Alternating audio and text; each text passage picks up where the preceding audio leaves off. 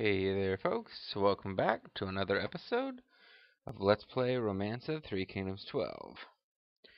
I'm Serious JG, and we're rapidly running out of opportunities to watch the cinematics in this game because if you've been paying attention video to video, you'll know that we've pretty much broken the backs of our remaining opponents. It's very much the mop-up phase at this point.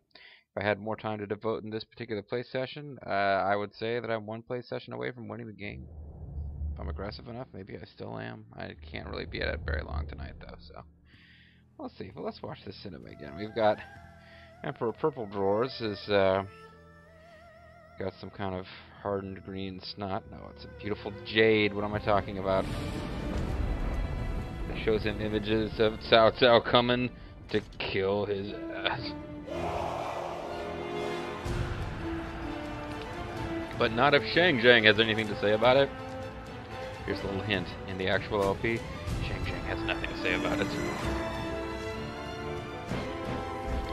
So the famous ploy where the boats were connected by chains, which were made of magical ribbons shot by an arrow.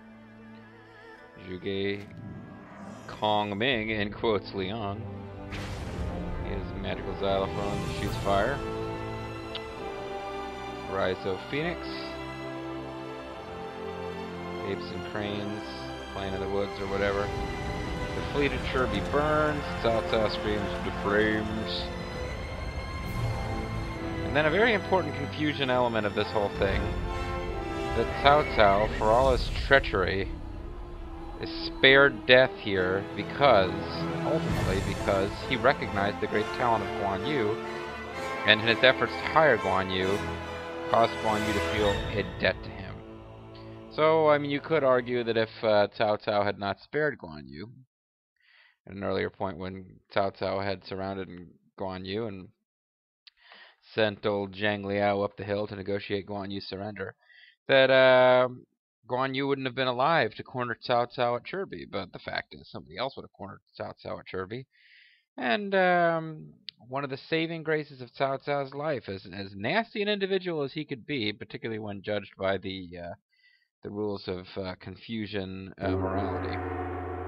The fact that he paid lip service towards loyalty to the Emperor but didn't believe it in his heart, very big no-no for the Confucians. But the fact of the matter is that he was a man who recognized talent, and that saved his life on more than one occasion. So let's get back to the LP here. LP's, well, compared to my previous RTK LPs, this has been very easy. You could argue, if you watch my RTK 11 LP all the way through, that it was just a long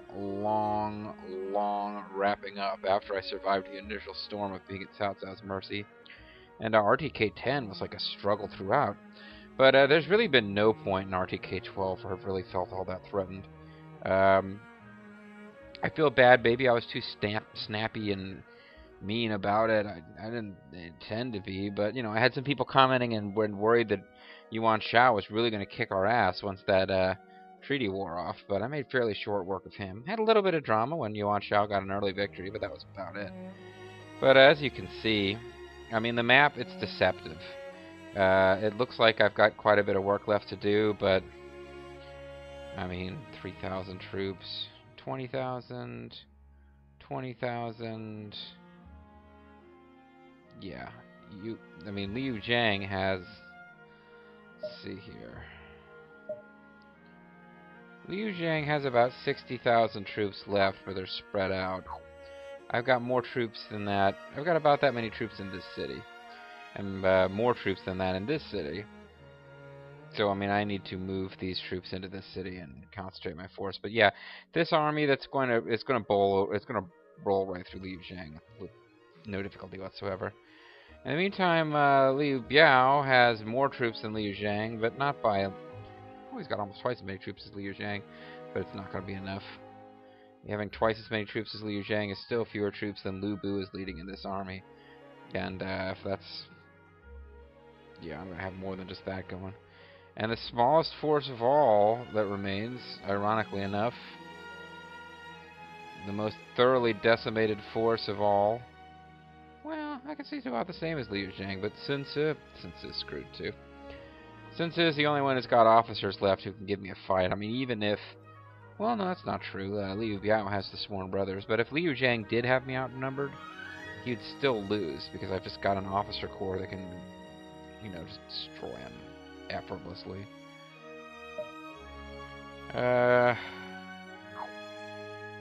So, what are we going to do? Well, for one thing, in order to keep this LP moving, I'm not going to be building up and managing cities as I conquer them. From this point on, we're pretty much done with domestics. I have the resources coming in. You don't have to worry about order in your individual cities in this game. There are no revolts, but I mean, it's just a much simpler game overall. As you can see, I really started dominating once I defeated Yuan Shao and started building up all these farms and markets up here, as predicted. The resources are now pouring in fast enough that I can just basically keep my massive armies in a constant state of conquest. And because, like I said, there's no really order in individual cities. Wow, 14 officers. Only one of them is actually deployed working. He's at the Finder, probably looking for treasure. I don't understand how the AI works sometimes. They're just trying to keep the... maybe it has to do with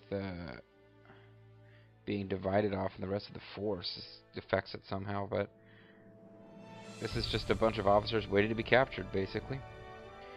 But, yeah, you don't have order in individual cities. Cities don't riot. So once you've got, like, your entire force has more resources pouring in than you know what to do with, the only reason to manage your individual cities is to get troop counts increasing on your frontline cities and to make sure your defense is high in your frontline cities in terms of walls, and that your plots, however the plot mechanic that I don't quite understand works. But I mean, I don't care anymore. I've got individual cities have more troops in them than the combined remaining enemy forces. And to that end, I got about 3,000 troops here. Well, I suppose just for the hell of it, I can keep doing this. I had been building up Zhu Huang, I believe. Although I might have built him up to the point... Yeah, there's no longer any point in building up his leader. So, who was I improving now? I guess it was Zhang He. I don't even know if he's really in a frontline unit anymore. Wei Yan, maybe? Oh, who cares? Doesn't matter. I shouldn't really be dwelling on these decisions. I've managed things well enough up to this point to have put myself in a position where I've won, basically.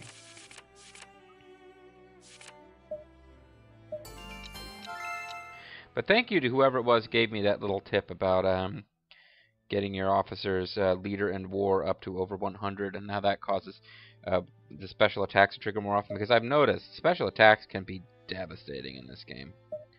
I mean, one of the things that's really caused me to be a lot more successful on this play than in my off-screening is a better understanding of the unit tactics, including the fact that anybody with heavy blow can be very powerful against a concentrated group of enemies, like you get when you first break through a gate.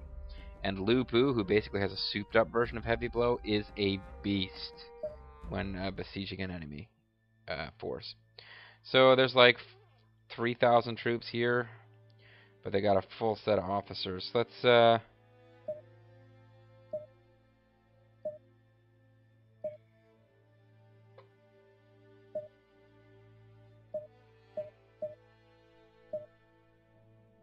this is ridiculous. I don't need this many troops. Don't need even close to this many troops.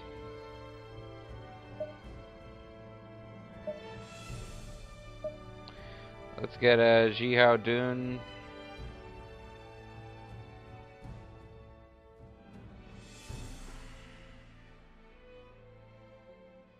You know what? I need to bring somebody else with us just in case. I'll get Manchong coming along with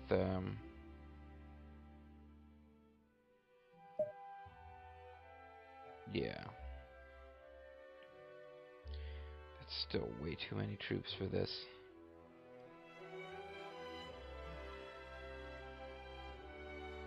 Oh, what the hell? Who cares?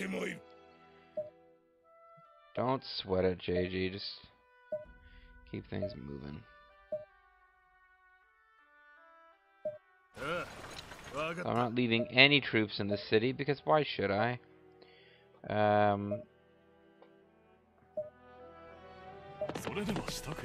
Alright, so I've got a... It's only a couple officers, but I have a ludicrously large force attacking this city to finish it off. Meanwhile, I've only got 60k here, which badly outnumbers any of my neighbors, but I don't really feel the need to expand out of this city until I've got more than 6 officers hanging out here. Oh, I forgot all about this. So let's get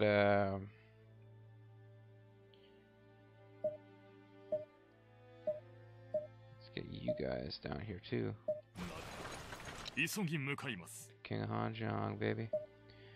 And some of my more military type officers.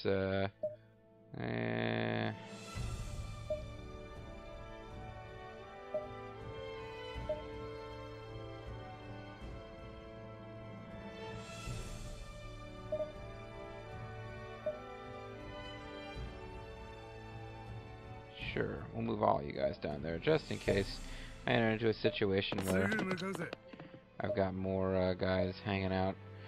Or I want to split and attack 2 different places and somehow I manage to get attacked as well. You never know what's going to happen. Meanwhile, over here, I believe... What's going on here? Wei Yan, I want you to lead these dudes over here. Whole army that's here. I want you to stay. Once you get there, stay. And these are got some fairly decent war guys over here. These warriors are almost ultimate, if you will. So let's move a couple of them over here too. Same deal, just in case I split my force some kind of way, end up getting attacked. Down here in the meantime, Dian Wei is available. You are doing what? You are trying to hire Kang Jie, who I think was Pang Tong. So that's cool. But let's there's no troops worth transporting out of here. And only one really worth moving. I'll move Zerong just in case. But the only one really worth moving out of here is Dian Wei. And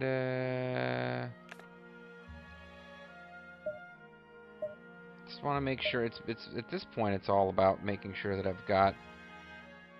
Hey, these guys don't have bad stats either. This is just playing around a little bit off camera with Ma Tang's force. This guy here, Chen Goyi, I don't know what his actual name is. He's pretty good, actually. I'm rather fond of him. It's one of the better officers from Ma Tang's force because he has a decent intelligence score, in addition to being a good cavalry general like just about everybody else on Ma Tang's force. So yeah, it's all right now about gathering the officers so that, you know, I can be super aggressive and not worry too much about what's going to happen as a result. Because I just don't want to be in a spot where I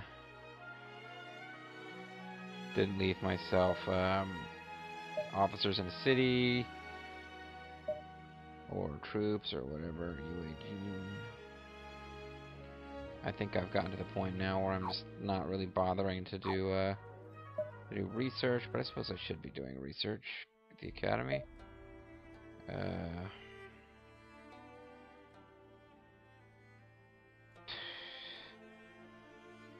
Yeah, there was a reason I stopped caring about this, though.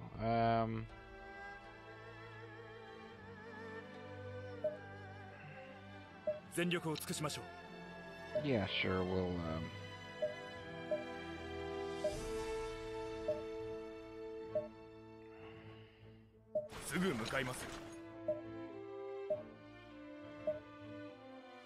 not gonna bother to improve my troops anymore, but it might not be a terrible idea to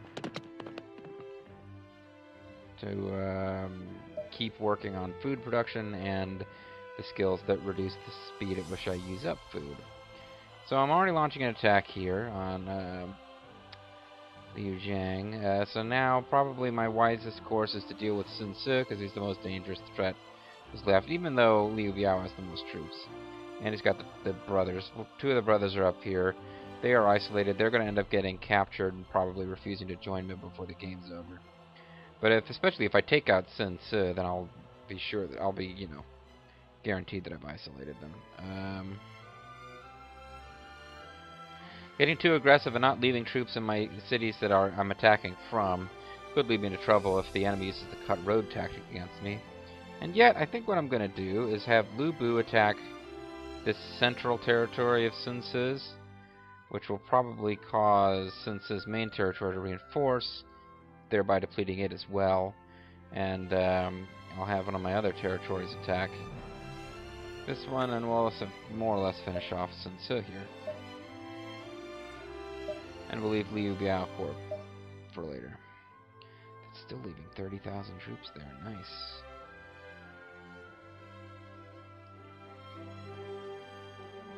Yeah, I'm sending over 100,000 troops. I'm still leaving 30,000 troops behind.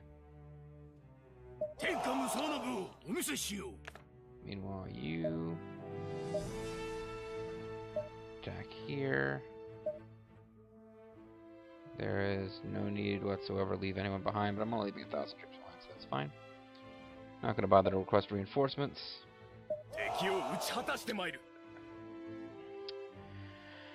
And you have these guys outnumbered many, many times over, but I don't have particularly good generals here. So, oh, I got Yan Liang. I mean, they could probably handle Zhang Fei, but I'll wait. There's really no point in rushing all that much. It's can make my turns take, just like whipping through turns quickly, time-wise for you viewing. It's not really going to be that much worse to.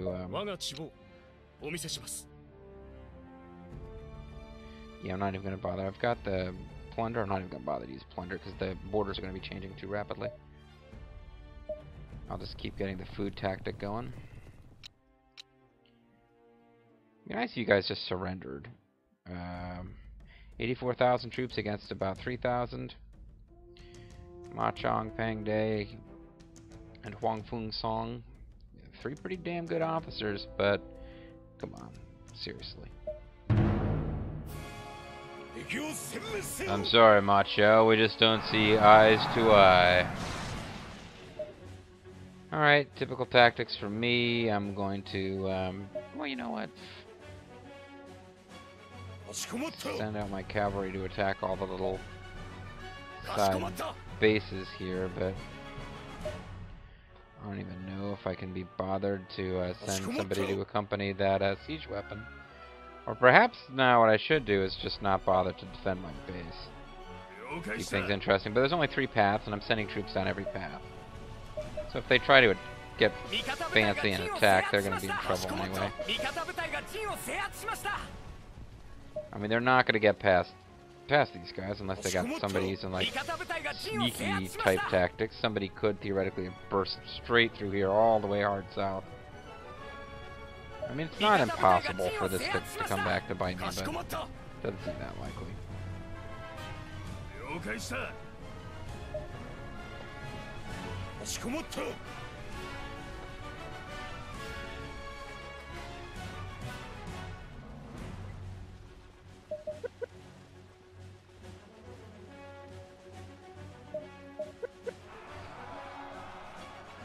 Okay, once you guys started attacking the catapult, if you even can, you can't. You don't even have archers. You have 2 cavalry units and 1 infantry unit, don't you? Oh, you poor fools. Alright, here comes Ma Chao. Let's take him.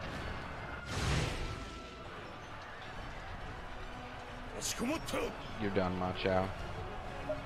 Thanks for dropping by.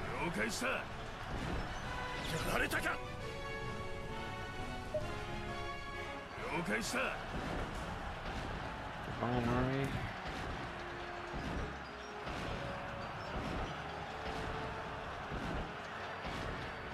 I don't even know that any of these are worth using. I guess I'll bust out increased defense a few times to make sure that it triggers for the entire remainder of the battle.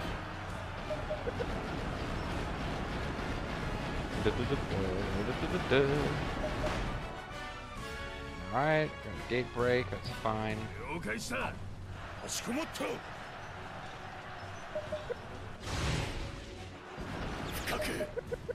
I want to slow it down so my next battle doesn't start at max speed. And that's it. That's it for the Ma Teng remnants who had come under Liu Zhang's command are finished. Ma Chao has been captured. Ma Chao, my dog! Actually, God name is my dog. That's a joke reference. It's not really worth explaining. Some facilities have been destroyed, folks. Go figure. Lu Bu riding out to take out Ji Ling. And Sun Ce's main force that's left, his capital city, which is nowhere near Wu, riding out to from Yong'an to reinforce, which basically means that if I don't take out Sun Ce, Liu Zhang might just end up taking, or Liu Biao, one of those two might take out Sun Ce. Which actually kind of suck, because it means they'd get all those officers, and might make things just a little bit more annoying to finish them off. But yeah, I mean, there's another battle. I got them outnumbered more than 3-1 here, and I have better officers. Well, no, I mean, Zhou Tai, Huang Gai, Lu Meng, Sun Ce, Zhou Yu, these are the Wu All-Stars. It's too early in history for Lu Jun to be on their side. Otherwise, he's pretty much the... And they don't have Gan Ning. Of course, I've got Gan Ning. But otherwise, yeah, that's pretty much... It's pretty much the nastiest set of Wu officers you could face. In this game, Shang Zhang is probably as good as Zhou Tai, which is ridiculous, but it is what it is. And of course, Sun Jin's dead. So, I don't know. 85, 91. Yeah, he might be... Yeah, maybe Hamdinger's Han Dang would be more difficult to defeat. I don't know, but yeah, this is their best dudes right here, and or Zhu Ran might be, but yeah, no, it's come on, what are they gonna do?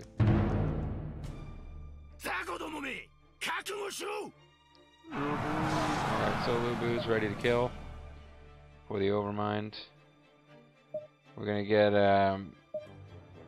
Gan Ning's gonna, you know, kind of babysit our catapult as it marches into position. Retardo, sorry folks. Juju, the foolish tiger, is gonna hang around and keep an eye on their base in case Gan Ning, or Lu Bu, I gave him ghost power, which is ridiculous. It means that he can move around stealthily. That is not something Lu Bu is particularly known for. But yeah, I'll just make sure that all of the bases get taken as per usual. It's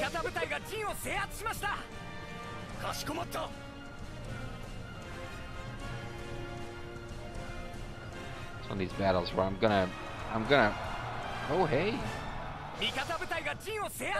did I hear oh, I thought I had like enemy contacts.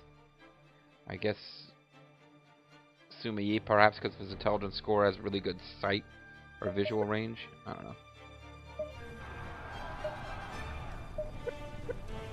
Yeah, they're pretty much hanging around on the walls. And actually, because Lu Bu has cloaking powers, it's pretty cool. He can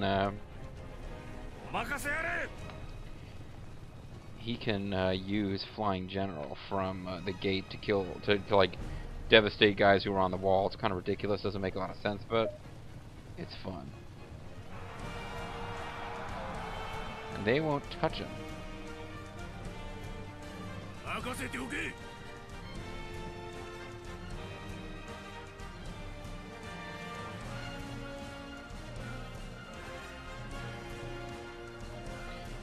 Can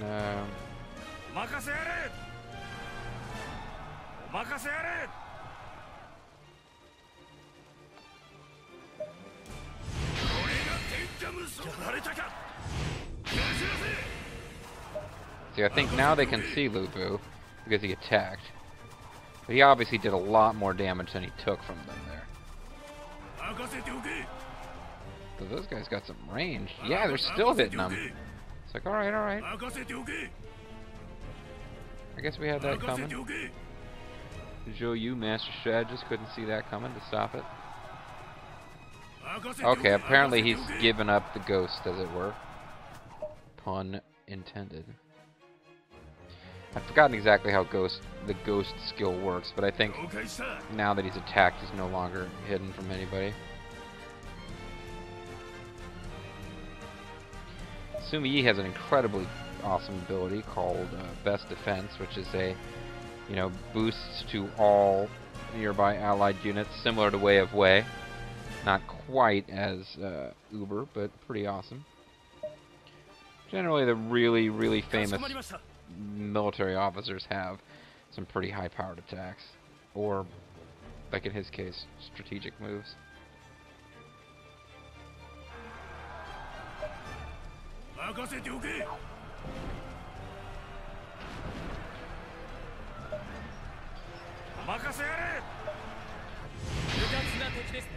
Okay, going to decrease our defense, eh? Well, maybe I'll flying general you, or maybe I'll wait, because I'll get more of you if I wait till I break the gate, since you don't seem to be,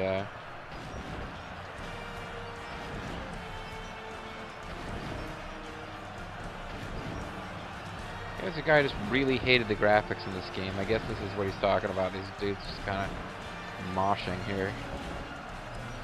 But he really hated them, like virulently hated enough. I think he wasn't interested in watching the LP, just hating on the game. So he's probably not still around. So gate break, seen it. Been there, done that. Come on, Lubu.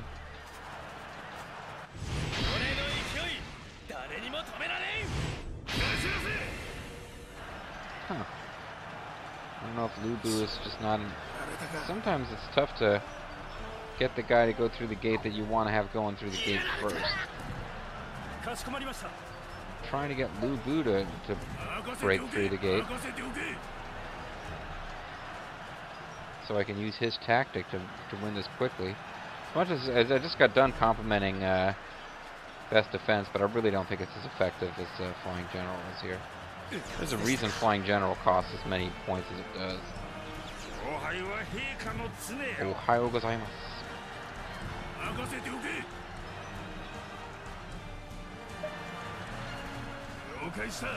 Once he gets through there, pokes his nose out the door, he is going to deliver a devastating blow. At this point, I might go ahead and give it to Zhu Huang if he's... Nope. Thought about it. Oh wow, that was 10,000 troops easy. He basically wiped out every unit. And that's it for Wu. That was like their main city, sending its entire army to reinforce this city, which had the second most troops. Wu is finished. Lubu, dun dun and Wu. So I think it was worth keeping him alive. I mean, I could use guys like, I don't know if it's Yan Liang or Wen Chou. One of them has heavy blow. Zhu Huang has heavy blow. I mean, there are other people I could use with a less overpowered version of that same attack, but man, Lubu is devastating in this game.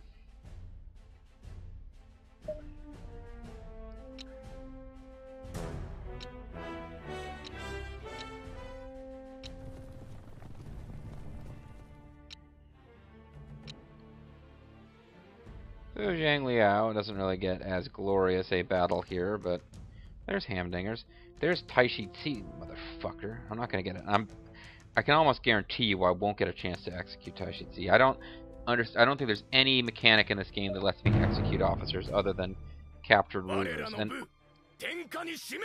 not as good as Lubu, but I do my best.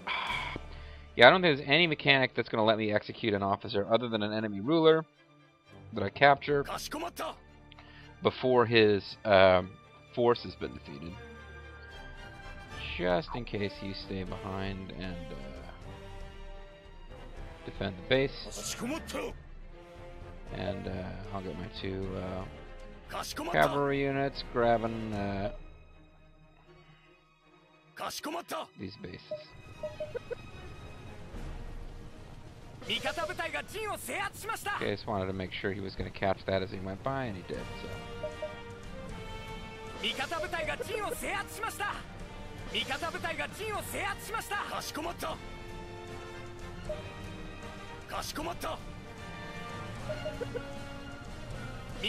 Again, this is going to be a pushover. I mean, I've long since won this game. It's kind of weird. I'm really having a hard time going back and placing exactly when I beat this game, but there's very much a snowball effect in this game. I mean, once you get the enemies outnumbered, it becomes very difficult for them to recover. Don't really have anybody with a attack skill that I'm all that crazy about using here. I guess I'll use defense all, and I'll just use it twice to make sure that it remains in effect. They don't have any archers, which means they can't even touch the catapult.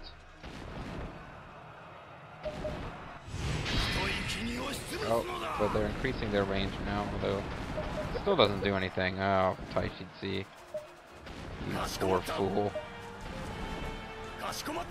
What the hell, Taishi T, you lured us out. Good for you.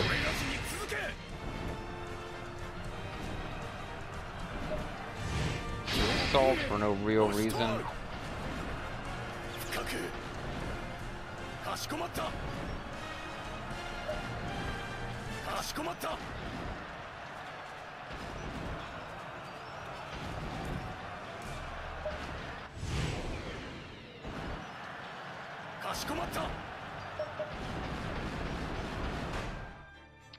Okay, skip the gate break cinematic and just finish everybody in here off. You attack the base, everybody else go after the troops. Death to Hamdingers. And enemy army annihilated. Enemy army annihilated. Good job, Zhang Liao. We didn't give you much of a challenge that time, but we did capture Taichi C. Let's go capture Taichi C. I'm not even going to bother to try to recruit his dumbass. And as I kind of vaguely predicted, one of the AI are now fighting each other. Sun Tzu, in his moment of weakness, will be turned on by Liu Zhang. Not that they were ever friends or anything, but can't really betray somebody if you were never on their side. And now, well, he may absorb Sun Tzu's officer corps, or they may refuse to work for him because he's a loser. Zhang Jiao and 3 prisoners have come on. Okay, I'm thinking that Sun Tzu's elite officer corps must have refused to serve Liu Zhang.